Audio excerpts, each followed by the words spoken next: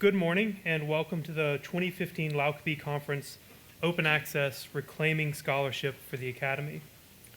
My name is Erik Mitchell. I'm the Associate University Librarian for Digital Initiatives and Collaborative Services here at the University of California, Berkeley. I'm also the Director of the Northern Regional Library Facility, one of our two high-density book storage facilities in the system.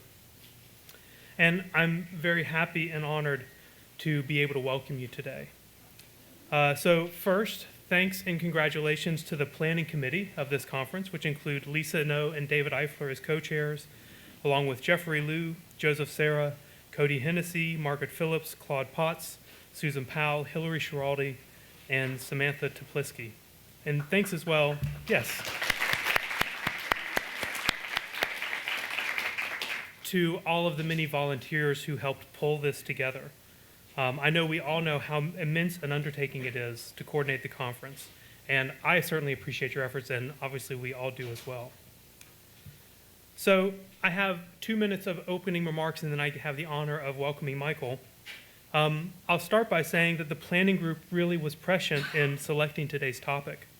As we all know, in the past year, open access has taken on even greater importance across the nation. Just a year ago, the state of California signed a law helping to advance in a small way, increase access to publicly funded research.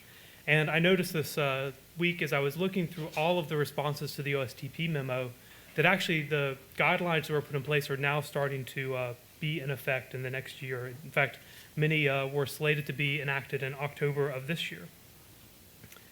So I think that means that I hope that means that increasingly we recognize that OA is something universal.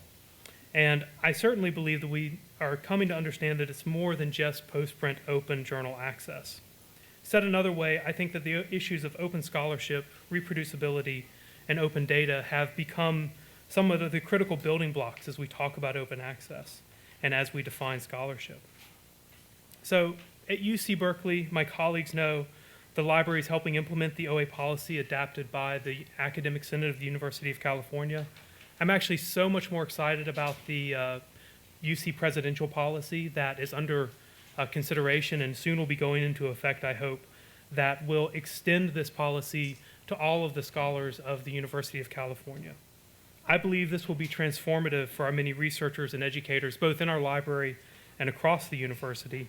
And I understand that LAUC actually has made this a priority in the coming year, and so for that I congratulate LAUC.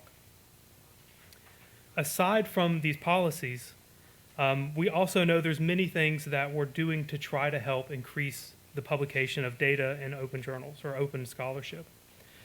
Just this past week, I attended a conference in which the topics of open science, reproducibility, and data publishing were viewed as essential building blocks of research, not something you would do at the end of the process. And it was fascinating to see researchers from a range of disciplines in humanities, social sciences, and physical sciences really talk about how they do this and share ideas for being more effective in this effort. And I was encouraged to see that as a signal of this hopeful success, the library's own data publishing service is seeing gradual but continued uptake across the university. So for me, all of that stuff's really important, but I also care a lot about the notion of open access in surfacing newly digitized content from our historic collections. Maybe you're not surprised to hear the director of the NRLF say that, since I have 7 million under my stewardship. So to me, the seemingly simple work of digitization really is transformative. It enables new forms of scholarship, and it resurfaces important work from previous years. In fact, one of the projects I'm really excited about is the 40,000 theses and dissertations from UC Berkeley that are being digitized right now that we want to make open for the entire world to use. So there are these many bright spots. There are all very exciting things. But I also recognize that open scholarship is complex. So earlier this year, the library partnered with some graduate students to digitize books to create an analyzable data set. The students wanted to understand how government procurement practices from the 1940s influence our current economy and society. And this data actually was contained in some government documents. But working together with them to figure out how and when to make that data open illustrated to me the many complex issues and challenges our scholars face in not only gaining access to the data, but in making sure that they get to use them to achieve the research goals they want to achieve.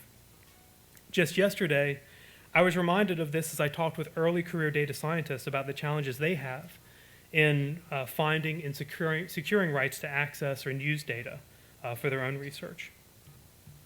So with this background in mind, I'm really excited about today to have the opportunity to engage with our speakers and engage with you, each of you, on this topic.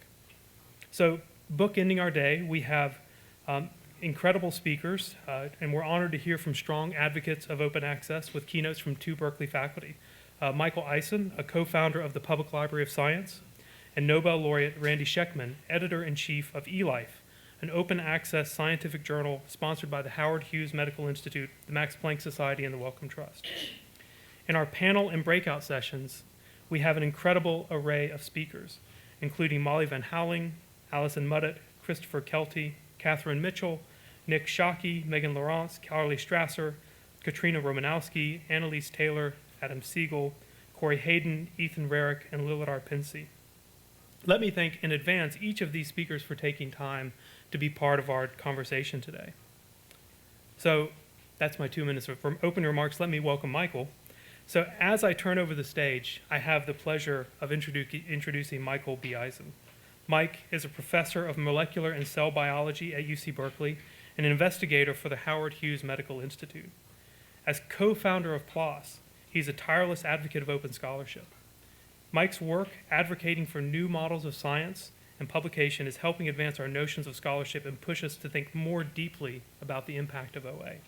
So if you know Mike's work, or if you've read his blog, you know that he is not shy of controversy and that he enjoys, I think, challenging our notions of the status quo.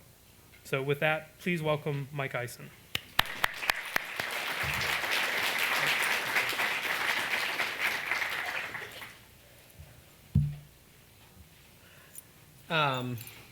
Thanks, it's a pleasure to be here. I think it's wonderful that people still invite me back to these things, given my propensity to both curse and criticize. I had a different talk prepared over the last week or so, but in the last 2 days, I've sort of, something's been stewing in my brain. So I'm going to try to expose that stewing, but I apologize that it's slightly less well-formed talk than my usual presentation, but hopefully this will go well. One of the reasons I've been thinking about this is that this month of October 2016 represents for me the 20th anniversary of my involvement in open access, and that is terrifying for many, many, many reasons. So I got interested in this whole area in October of 1996 when I arrived at Stanford to begin a postdoctoral fellowship with Pat Brown, who would later co-found the Public Library of Science with me. And we sat down back then to try to hash out a plan for what I was going to do for the next several years, turns out several years of my life. And at the moment we had then, and I've talked about this in various places before, so I'm not going to go into it too much, is, this was a kind of interesting, propitious moment in many different fields. It was, of course, scientifically for me an important time because it was the dawn of the genome era in molecular biology, where science was shifting sort of, we didn't know it at the time, but it was really the dawn of the kind of data era in molecular biology. And it happened to coincide, perhaps coincidentally, perhaps not coincidentally, with the birth of the modern internet. And many of the things that Pat and I sat down to talk about at those early discussions of what to work on involved trying to fuse the experimental information we were generating in the lab with information that existed out there in people's minds, in various places, but most importantly in the scientific literature. And it was really the gradual realization on our part that that although the scientific literature had it took a couple of years, but it was undergoing this amazing transition from where it had been when I was a graduate student, where I still have them, so I can tell you how tall it is. A stack of about 2 feet tall of papers that constituted the entire body of knowledge that went into my PhD thesis. And then all of a sudden, all this stuff is starting to be online. I didn't have to print it out anymore. I didn't have to use CD-ROMs. It was possible to start thinking about the information in the scientific literature as data that we could use for analyzing our experiments. And I'm not going to bore you with the specific ideas we had there, but I bring this up now because the chain of events that happened after that has led us down a path to, in some sense, where we are today, where we're talking about open access. But actually, the inspiration for at least our involvement in open access really had very little to do with access in its classic sense. It was all about making research better.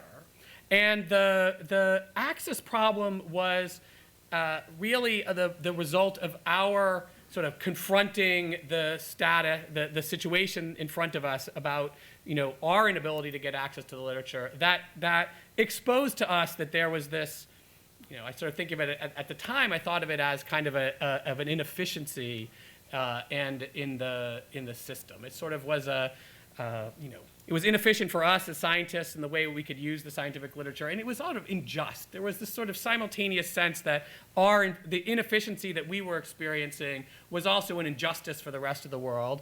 And most of our campaigning for now 20 years, I barely can say that, it's so shocking, for 20 years has focused on the idea that open access is about solving inefficiency and righting an injustice. But, and this is really what I want to talk about today, it has, not so slowly, but it has in the last sort of 2 or 3 years become really evident to me that we have, in the process of trying to right those wrongs, we've actually not been fighting against in a classic sense against injustice and inefficiency, but we've actually been fighting a pathology, a deep, deep pathology in the way that science and scholarship functions. And that you actually have to, as a scientist or as a physician or anybody, you have to treat inefficiencies and injustices very, very differently than you treat pathologies. And so this may or may not be a good metaphor, and it hasn't stewed in my brain long enough, but I'm going to try to develop what I mean by sort of going back a little bit through the recent history and through my experiences with what we've actually been fighting. And the core of this is an observation that's an old one, but which has always, I think, dominated open access discussions, which is nobody disagrees with any of the stuff that any of us say, right? This is kind of a weird battle to have taken 20 years to fight, right? I literally have met maybe 1 or 2 people, and this includes, not even the CEO of Elsevier would argue against the points here, right? Nobody argues against the points that we are trying to make with open access. Nobody thinks it's a good thing that people don't have access to scientific knowledge. Nobody thinks that it's good that it's difficult to use data. Nobody thinks this, right? Actually, the 1 or 2 people who at the beginning of this whole open access movement actually had anything critical to say about it are now some of its greatest advocates, right? He's not in the room, so I can say this, but Bob Tejan, who's the head of HHMI now, was the author of probably the only real anti-open access, or not really anti, but sort of dismissive open access comment I ever heard, which was at the beginning of the movement, he said something along the lines of, why do we need to do this? There's only 10 people in the world who really care about reading my papers, and they all subscribe to Cell.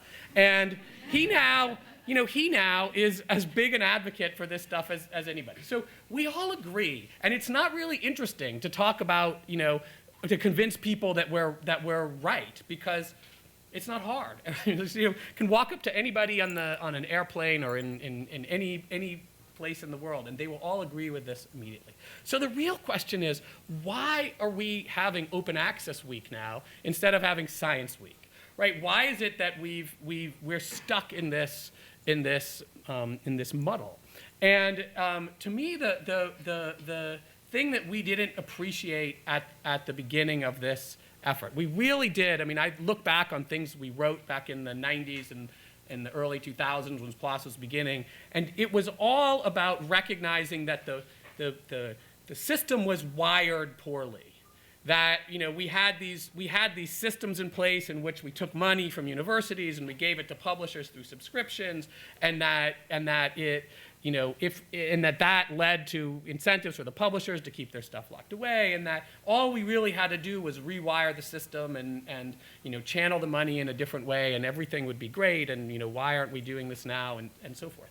And once again, nobody really ever disputed that. I mean, there's arguments around the fringes about how you implement open access and whether it creates some kinds of new problems, but nobody has ever contested the idea that the current system does not serve us particularly well. Yeah, I mean, there you start to hear the CEO of Elsevier arguing differently, but most people who think about it sort of recognize that the system is bad. So why are we here? And why do we have not just this kind of problem in science? And I guess this is where I think it's worth broadening the issue, because from the perspective of a practicing scientist today, it's a really awesome time to do science in many ways. The kinds of data we have and the resources and techniques we have are spectacular.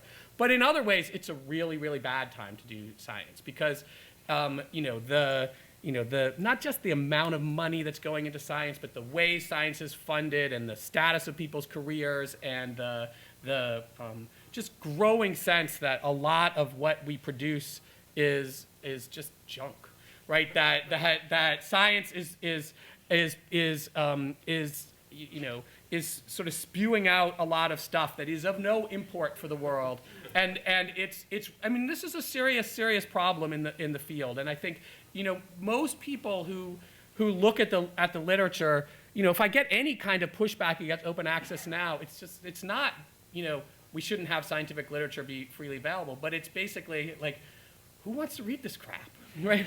And so there is something wrong with science, and it's not. Many of my colleagues, you hear sort of a lot of curmudgeonly old scientists talk about how it's because we have all these young whippersnappers who don't understand how to do science right, and blah blah blah. It's totally bogus. There's like so many amazing people going into science now, talented, smart, enthusiastic, but they're coming into a system where everything about it is wired wrong and wired to give them the wrong kind of incentives. And I've been increasingly thinking about these problems, especially as they relate to open access, because it's having probably personally lobbied 10,000 scientists to publish their papers in open access ways, I know what the problem is. The problem is not that they don't want to do it.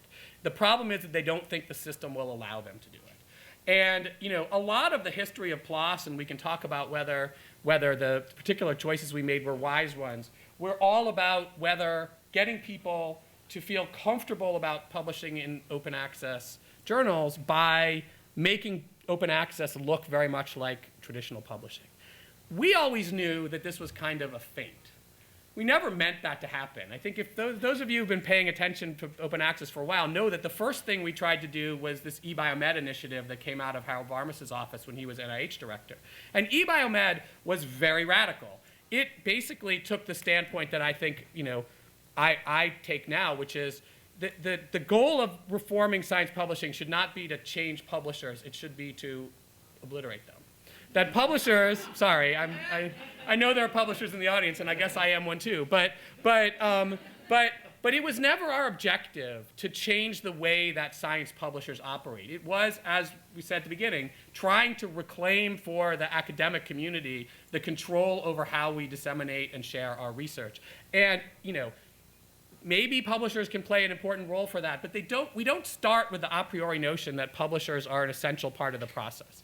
And so, right, I lost my train of thought a little bit, but the key issue for, like, if you look back at eBiomed, right, was the idea that not only do we publish everything immediately and openly, and that has been the thing we focused on for 15 years, but it also had this other part that has been all but completely ignored by the way the movement has progressed, which is to completely change the way that we evaluate papers. To move away from the idea that papers are evaluated at the time they're published, and shift to a world in which papers are evaluated in a much less defined but more powerful way after they're published. And so the reason I talk about that aspect of eBiomed today is that not the open access piece of it, was really the thing that needed to change. It is and you see this in every interaction I have with everybody around publishing. It's the fact that we have a pathological system for evaluating the outputs of scholars that is the problem, not the fact that they don't make their work freely available. And I worry a lot about the path we're heading down, where all of our emphasis is on making things freely available and not on changing the way that we evaluate things. Yes, it's good to celebrate the White House's initiative for open access, but it's also important to recognize that these pushes for open access that involve taking content from publishers and putting them online after some delay are primarily intended to preserve the system of scholarly publishing that we have today, not to upend it. These are, in my view, reactionary movements, not progressive movements entirely. Not to criticize them completely, because I think they do some good, but they also serve to stabilize the systems that we have in place for evaluating scholarship. And so I have increasingly begun to recognize, in a way that we didn't recognize at the beginning, that is that not just in publishing, but then in almost every domain of science and scholarship in general, this is the issue we need to tackle. So I'm going to talk in a second about how I think we should tackle it, but just point out that there's some inspiration here I get from Larry Lessig's presidential campaign and his movements over the last 5 years. And maybe that's not the right metaphor, but since, unlike him, I get invited to actually talk about this. But his big point, and I think it's an important one for us all to remember, is that no matter what you care about in the world, if you care about global warming, if you care about economic injustice, if you care about, who knows what, healthcare, anything, and you ask the question, why is it that, most people think, gun control is another good issue, right? Most people sort of have progressive views on these issues, or there's a broad consensus on a lot of these issues that is fairly progressive, certainly more progressive than we have in our current political structure. And why is it that none of those things ever get solved? It's not because there are people who oppose them. It's the same thing with open access, right? It's not because that necessarily that people think it's a bad idea, but that the whole system is wired to make it impossible to make progress on those things. In politics, it's not a perfect example, but in politics, everything goes through the way we fund elections and the way that politicians are incentivized to not do things that are generally good for the public, or not even supported by the public.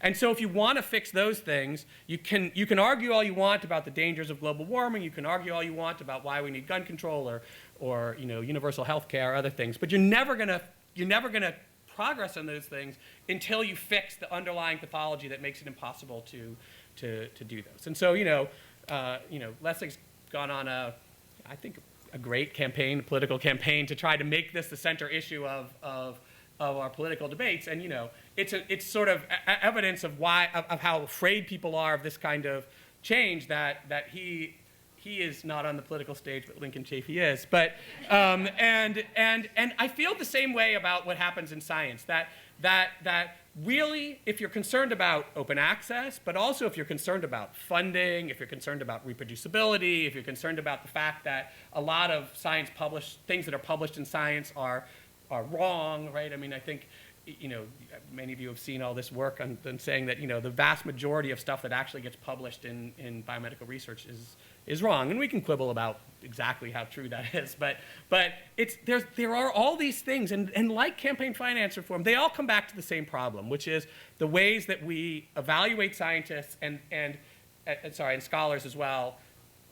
Forgive me for always saying scientists, it's the world I live in, but I mean it more broadly. And the system that it creates, in which the primary currency of advancement in careers is where you publish your papers. And if we got rid of that, okay, and I know some people are laughing, but I think this can be done.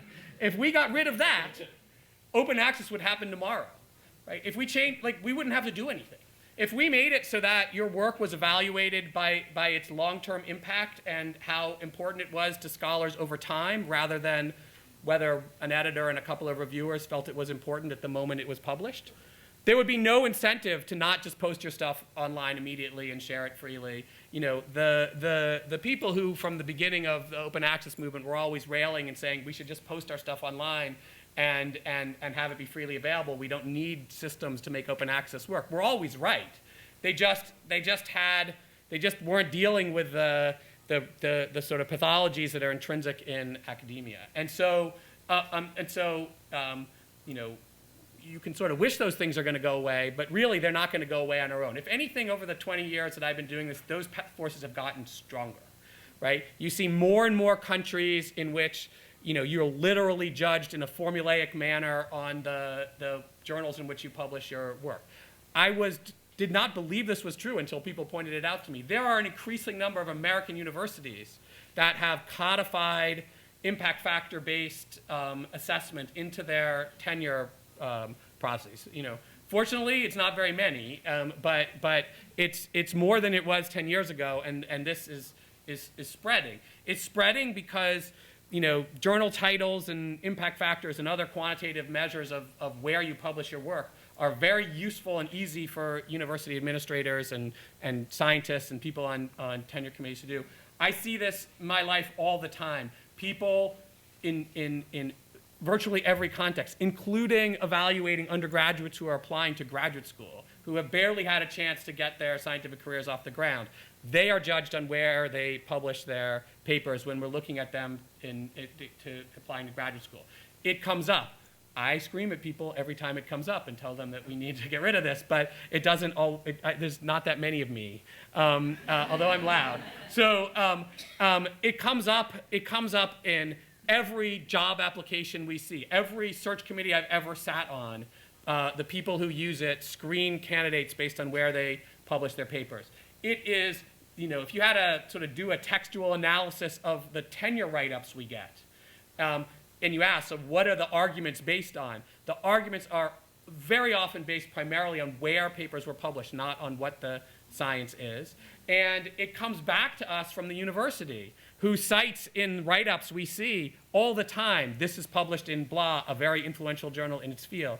But okay, so this is a pervasive problem in the field, and it needs to be broken. It needs to be broken in every possible way we can. And so I think there are a few things we can do to get rid of it. There's things that scientists can do. One of which is, and I've been calling on my colleagues in the field to do this, but so far it's a little bit of tilting at windmills. But which is to never talk about where you publish your work. Just talk about your work, right? This is actually an incredibly hard thing for scientists to do, right? So it's actually quite amazing, right? When I have the opportunity to talk about my work, right? I have the stage. I can tell people what I did, why it's important. It's bizarre that I need to reference some unseen reviewers and editors, most of whom, I'm sorry for people in the audience who fit into this category, are not deeply respected by the scientific community. They should be more respected, if anything, but it's not like people actually think this system is great at identifying the best science. Everybody knows it's not. And yet, I've been keeping track of this for the last 4 months or so. I've yet to see a talk in which a scientist did not highlight where their work was published, not what it does. And not just because they're saying, here's where you can find it, right? It's because they are pointing to the place it was published to tell you in the audience why their work was important, right? So one thing I think scientists need to do, and it would be very easy, and I would love it if people who are in positions to sort of influence this and make this easier for people, made it easy to just use DOIs, for example. Right? Why don't we use DOIs? If I really want people to be able to get my papers, actually a DOI is much more useful than a random citation to a journal, right? But so it's clearly not because people want to tell you how to get their paper, right? It's because they want to tell you where they are published. I just saw a talk a couple weeks ago from someone, a very bright young scientist at MIT, who at several points during her talk said things like, I found this, now that's a Nature paper, right? It's like this is how people even talk about a new discovery that they've made. That's the metric we use to describe what is important in science, is where things are published. So step one is for scientists to just never, ever mention it. And just to tell you how hard this is, even my CV has all my journal titles on it, right? It's not because, it's just the way you do it, right? It's so deeply enmeshed in the way we work that I had to go back over my CV and sort of delete out all of the references to journals and just replace them with the authors and the title and a DOI, right? That is maybe the only CV that has that property, because it's so enmeshed in what we do. The second thing is is for scientists in their individual lives to scrub the mention of journals out of our lives entirely, right? So never use it in letters of recommendation. So I just write letters of recommendation. Probably the single thing I spend most of my time doing is write letters of recommendation. I've now eliminated journal titles from any letter of recommendation that I write, and I just describe why the work is important. To not mention it in tenure letters, I had already stopped doing it in tenure letters because I think it is poisonous in those circumstances. But it's really, really hard to convince other people to do this. So, and it's hard because everybody is in a position thinking that the universities are judging them based on these criteria. So it's been a week of me yelling at the university administration for various matters. So this is another area where if you had a point to a place in which this could change immediately, if the University of California, and I really hope that the libraries can get behind this movement, if the University of California could say, not just that we don't care, right? They already say sort of that it's not all about where you publish your papers, it's sort of there. But they need to say, like they're not particularly good at doing in all areas, they need to be very clear that they will not look at letters of recommendation or evaluations or tenure letters or job applications that mention journal titles. It would be a really radical thing to do. I mean, I think it's so, like, they could say, as they have said, you have to make your stuff freely available, right?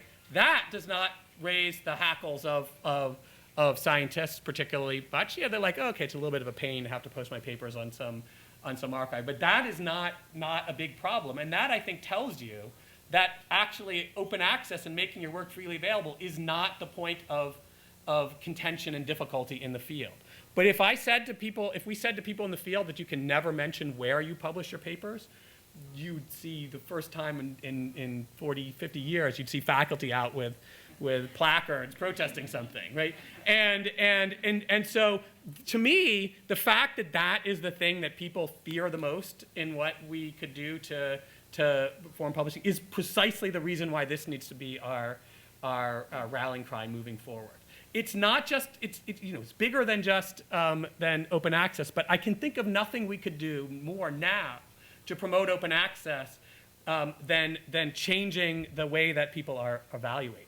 It is the thing that is holding us back. It's we've done great. Like by any measure, open access movement has been successful, right? 15% and growing of papers are published in sort of an open access way, and all the momentum is in our direction.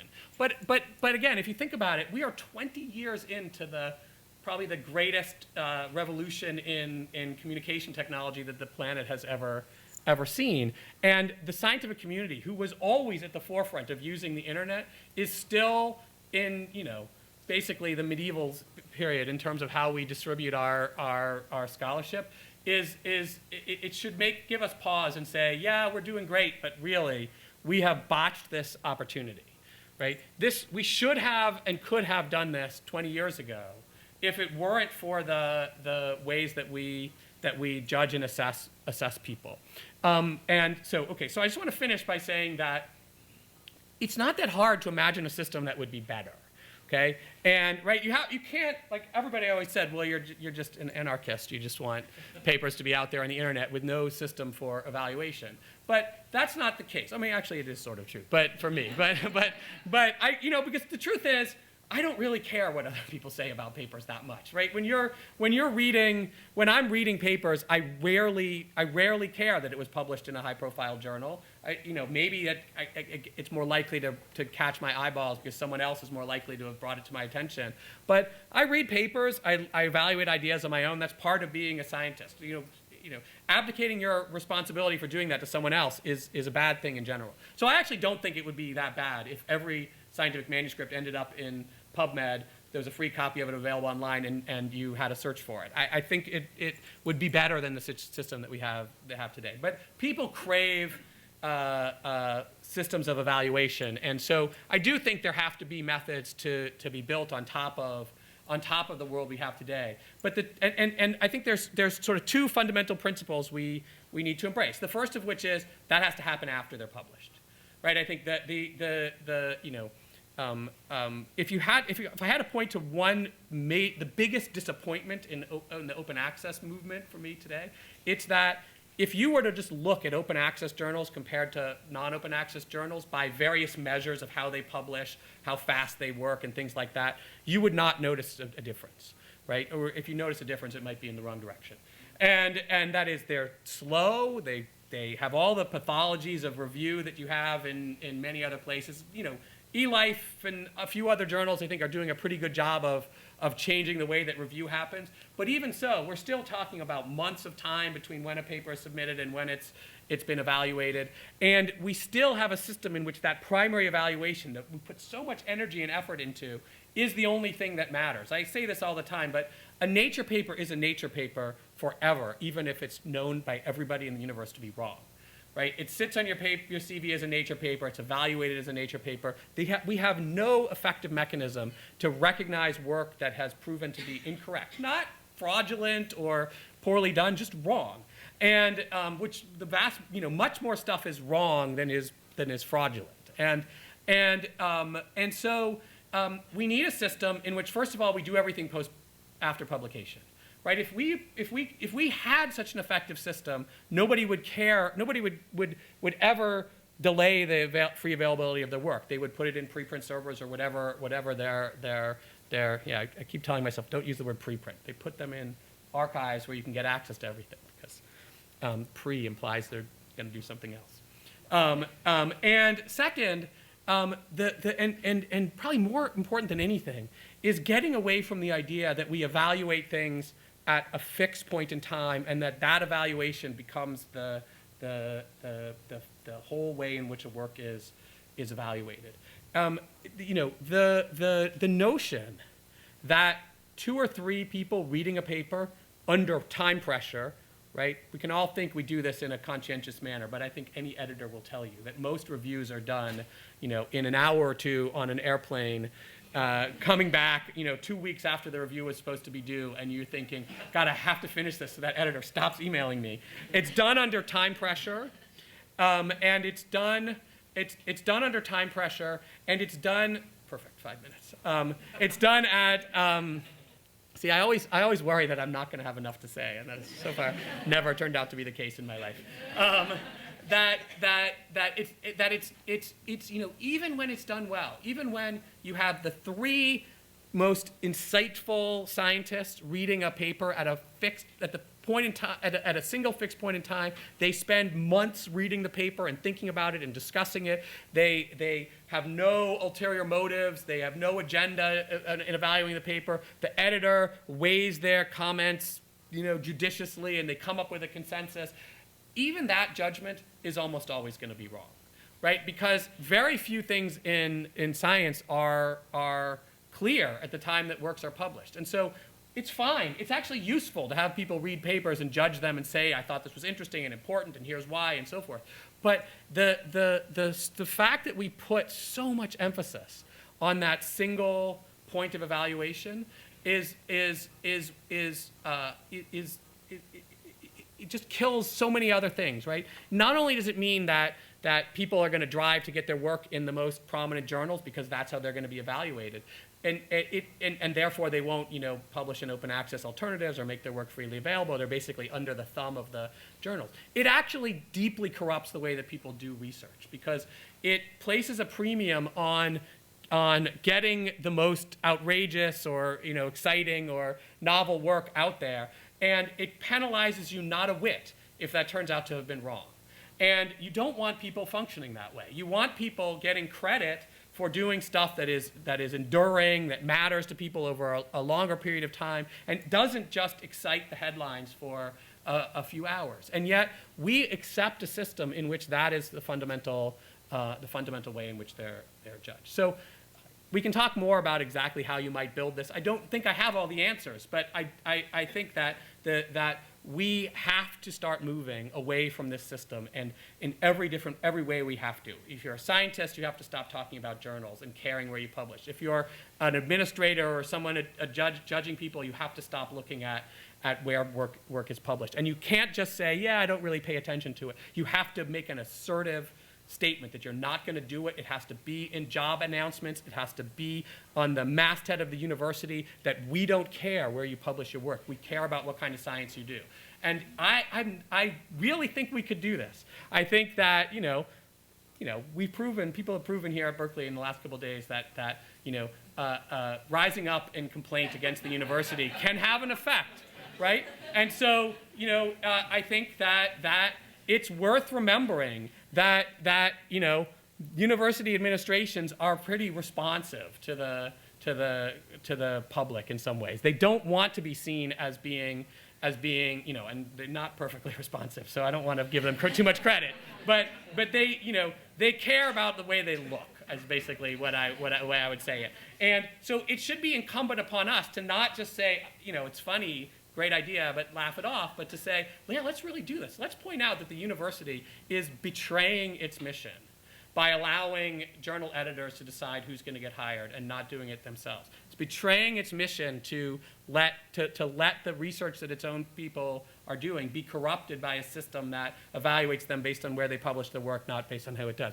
This is something the university should be embarrassed about. They should be publicly ridiculed for, and we should make sure that it stops. So I'm going to stop there with 2 minutes standing on the board, so I don't get into the red pieces of paper, and I'm happy to discuss it. So thanks a lot.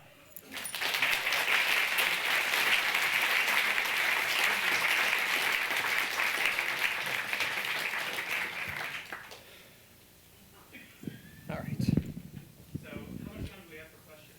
So we have 15 minutes for question and answer. I'm sure there are no questions, but we'll happily have discussion. We are going to be recording this, so please just speak into the microphone when I hand it to you. Thank you. Great provocative talk. So scholarship is produced not just for other scholars who are in a position to evaluate and assess based on their own knowledge, but as a librarian, I often work with undergraduates who don't know and aren't able to assess whether something's good, and we use the criteria of where it's published. So how do we deal with that? I completely agree, right? I think first of all we have to recognize there's sort of three contexts in which people could make use of something more, in which having something more than just a big repository of papers would be useful. The first is in researchers trying to find things, or just generally people trying to find things, right? I have various canned searches that are run on databases, but it's not the only effective way to find stuff that's interesting to me. So there's a real need to have a system of recommendations and things like that in which the works that are going to be relevant to me get recognized by other people out in the community. It's sort of in essence we want to crowdsource in a meaningful, right, I don't mean it in the I mean in its purer form, its idealized form. We want to take advantage of the fact that there are lots of people in the scientific community who are reading things, and it matters. If I have, this is essentially what Twitter does in some sense for me, which is there are, a few hundred scientists in my field. I respect their judgment and so forth. It's, probably I've not sampled them all, but those are people whose recommendations for a paper mean something to me, and if they recommend it, I'll look at it, right? We need, and again, that's what journals are doing in one manifestation of what they're doing is it's people who are, senior editor, the editors at PLOS Genetics are really insightful scientists in the field.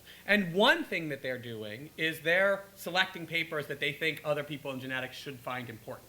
But there's no reason we have to codify that assessment in a journal title, right? It's basically a recommendation from one scientist to another. It's a curated recommendation because somebody is doing it. But there's clearly value in building systems in which you help people get alerted to works that are important. So that's the first thing that matters. The second thing is you need people who are reading papers need tools for evaluating the validity and accuracy and importance of the science. It's a very different thing, right?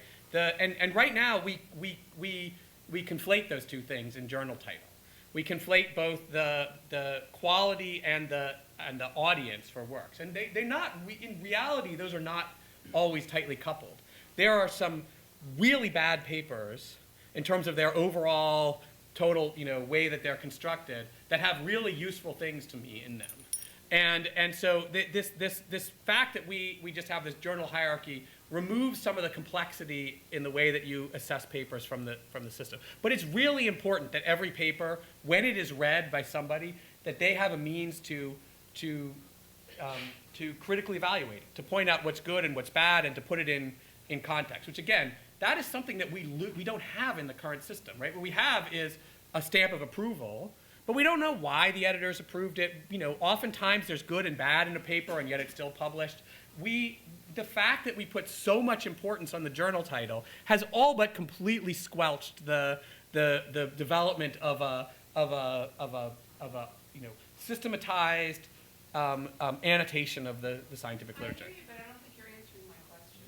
Oh, okay. So, but that's for undergraduates. But I think it is. I am trying to answer that question in that way. But I think that is something we really need, which is, to be able to say about papers this, the way I envision it, and again, you can think of lots of ways of doing it, is to have kind of consensus statements about a paper attached to published papers.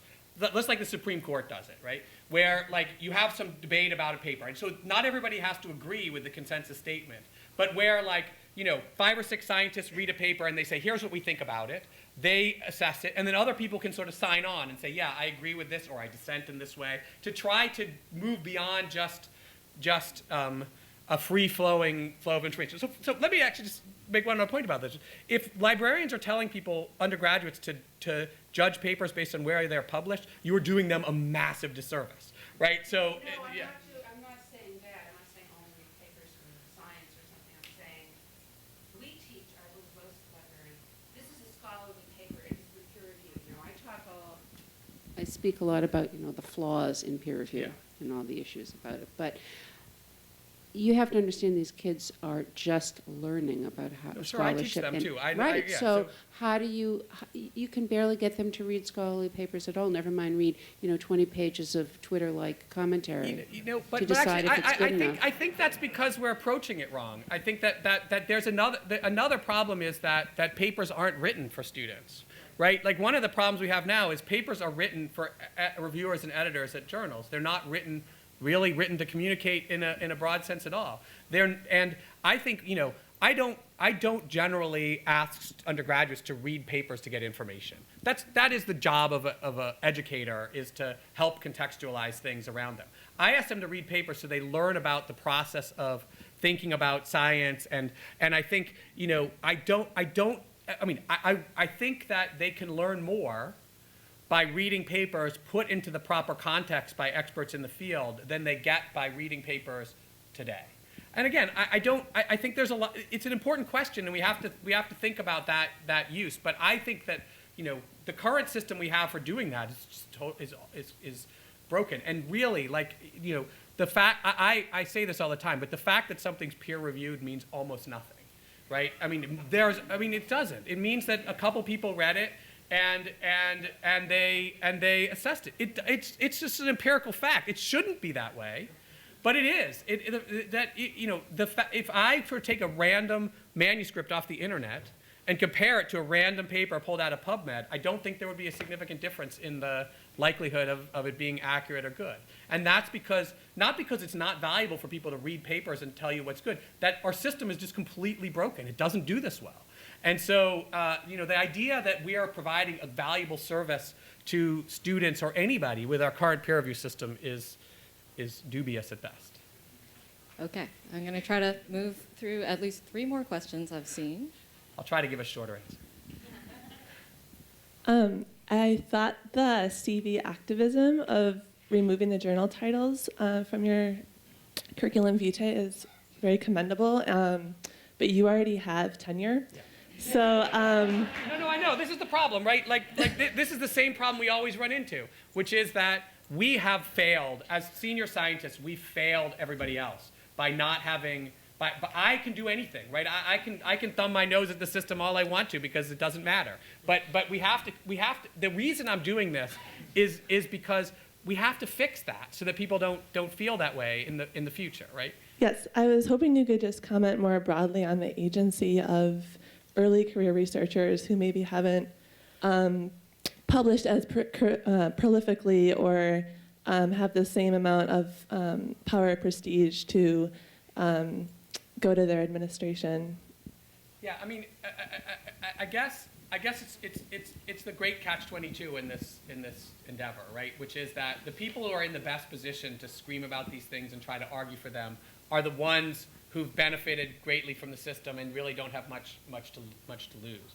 And so I will say the one, and I appreciate the problem that young investigators are in, that they can completely support these goals, but they still feel hemmed in by the system. And I would say one lesson from my own career was that I was in a pretty good position when I started my job. I was already reasonably well known. I had published some prominent papers, so I'm not necessarily a perfect model for this. But I started my job my first position was at Lawrence Berkeley National Lab. It was a soft money position, not tenured. I had an adjunct appointment at Berkeley, but no permanent job. So I had as things go, a reasonably vulnerable early career position. And I made a choice, because it happened that I was hired at about the same time that PLOS was started. I made a choice to not just publish only in open access journals, but to make a point of it.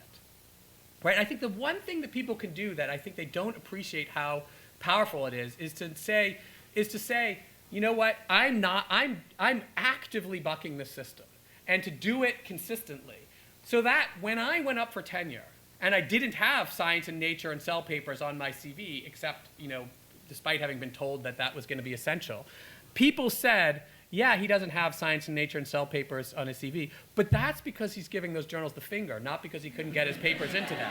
And I think it's important and I think that people underestimate the power you have to change the discourse around your own work. If you don't just do it, periodically, you don't just send one paper to open access journals, post some of your things as preprints. If you make it an actual point, and I can't guarantee that that's going to work, but it had a big effect on how I was evaluated in my career. And now I'm at this point where, when I go up for renewal with HHMI, I send them a bunch of PLOS 1 papers, and they say the same thing. They're like, yeah, I'm going to look at the paper because I know that he's chosen to not play this game, right? It's like war games, right? The only way to win is to not to play the game, right? You can't, if you think that the game is bad, it's really to not play and to make a point of it.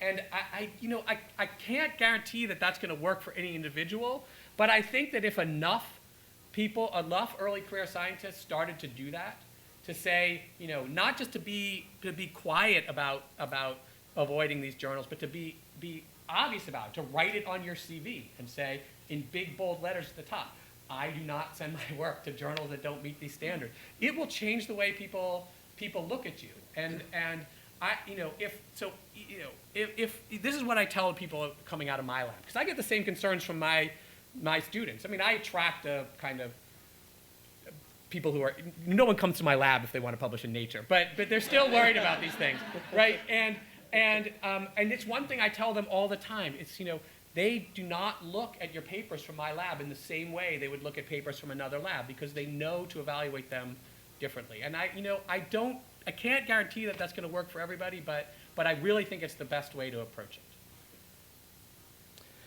I'm really intrigued by your suggestion of being able to identify consensus statements in a published journal article.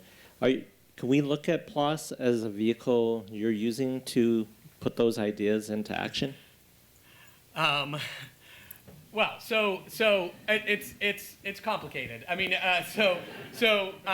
first of all, I don't speak for PLOS on these things, and PLOS doesn't do what I tell them to do all the time.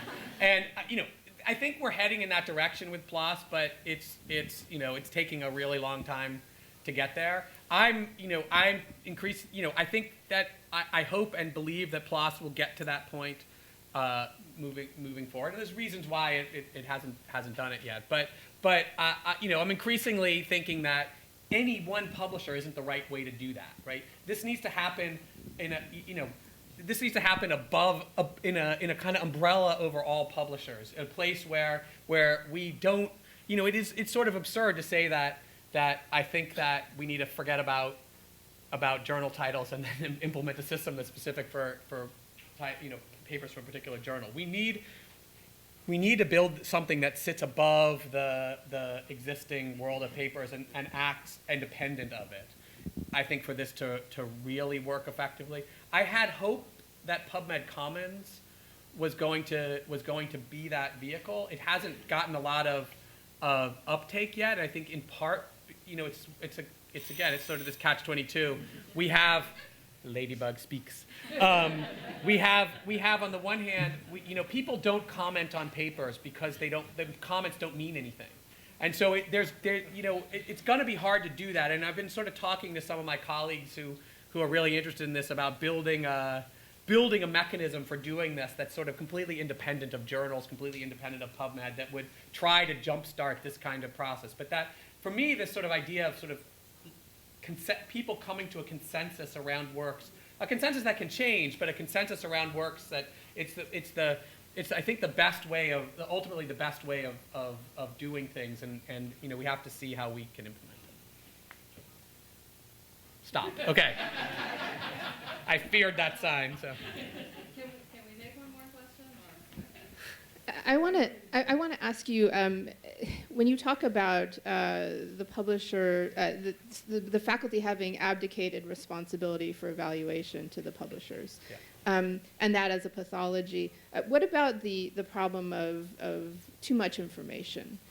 Because what's motivating it might be in part the fact that everybody needs a very quick marker of value because there's too much information to evaluate. And so when you replace the publisher's name with faculty consensus, it becomes another kind of marker, and it's necessarily limited because faculty don't have capacity to evaluate every single thing that's out there, and so conversations will start and people will notice, Michael Eisen is talking about this, maybe I'll talk about this, and it becomes another marker. I completely agree. So I mean, I think that we have, obviously in all situations, we have to make sure that we don't cut off the head and 1,000 ones grow up that are worse, right? So I do worry about some kind of mob rule dominating these things, and I think there are ways. I mean, I'm not going to go into detail. I think there are ways of avoiding that, keeping the best parts of the current editorial, having editors and curators, and not just going on the basis of who thinks what. But I understand the issue about too much information, but I don't totally agree with it. I think that there are some circumstances when you're asked to evaluate a lot of people really quickly in a superficial way, but there's not that many. And I think people always point to job searches as the as the example, right, for faculty, right? I'm on a search committee, we have a faculty position, we have 600 applications come in. You know, the truth is I've never looked at journal titles when I've evaluated candidates for those things. It's not what I do. I look at what they're proposing to do. I read, you know, I can dispense with, you know, 95% of the people who apply for most of our faculty searches strictly on the fact that I'm not interested in their research, right? And you know, the fact that they have a Nature paper to back it up doesn't change that. And so I think it's a crutch that people use to be kind of lazy in these things. You know, what's more important than what kind of faculty we hire? The idea that we would miss or potentially not pay attention to somebody who does really interesting work because they didn't publish their papers in Nature. The fact that people are actually willing to say that is shocking. And there's plenty of examples of people who did amazing work that was published in completely obscure journals that, you know, are we really saying that Berkeley wouldn't have hired the guys who discovered H. pylori because they published it in some, you know, obscure journal? That's what we're saying in saying that we're going to use journal titles to assess people. It's not good. Even if it takes more time, we have to get rid of it. I know how to read that sign, so I will. Thank you very much.